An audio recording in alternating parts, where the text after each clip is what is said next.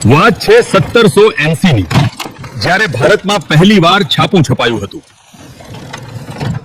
અને ભાઈ, લોકોને પહેલીવાર ખબર પડી કે આખી દુનિયાની પંચાયત. વાત છે 1848 ની, જ્યારે ભારતમાં પહેલીવાર ક્રિકેટનો ક્રેઝ ચાલુ થયો. ત્યારે લોકોને એમ થતું કે આ ગોરાઓ એક નાના દડા પાછળ ગાંડાની જેમ કેમ દોડે છે. વાત છે 1853 ની, જ્યારે ભારતની પહેલી ટ્રેન ઉપડી અને ટિકિટ હતી માત્ર ₹1. અલ્યા ભાઈ, સાચું કહું છું, આજે ₹1 તો ચોકલેટ પણ નથી આવતી હો.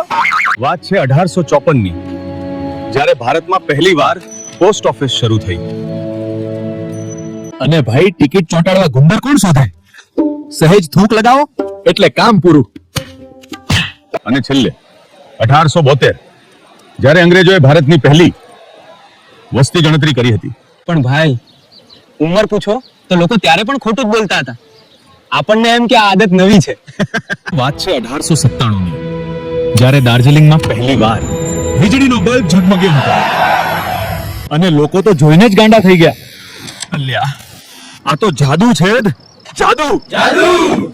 વાત છે 1903 ની, જ્યારે મુંબઈના રસ્તા પર પહેલીવાર ડબલ ડેકર બસ દોડી હતી. ડેકર બસ. ઓ કંડક્ટર સાહેબ, ઊભા રહો, મારે પણ આવવું છે યાર. આ પહેલી સફર છે, મારે મિસ નથી કરવી. વાત છે 1910 ની, જ્યારે કોલકાતામાં પહેલીવાર ટેલિફોન રણક્યો હતો. અને મજાની વાત તો જુઓ, લોકો ત્યારથી જ બૂમો પાડે છે. હેલો, સંભળાય છે? વાત છે 1911 ની, જ્યારે અલ્હાબાદથી ભારતની પહેલી હવાઈ ઉડાન ભરાઈ હતી. અને ભાઈ, પાયલટને જોઈને લોકો એવા હાથ હલાવતા હતા જાણે એ કોઈ સગો વાલો ના હોય. વાત છે 1913 ની, જ્યારે ભારતમાં પહેલીવાર સિનેમાનો જાદુ પડદા પર દેખાયો. અને ભાઈ, પડદા પર માણસોને ચાલતા જોઈને લોકો તો પડદાની પાછળ માણસ ગોતવા લાગ્યા. વાત છે 1923 ની, જ્યારે ભારતમાં પહેલીવાર રેડિયો પરથી અવાજ ગુંજ્યો. This is Bombay calling.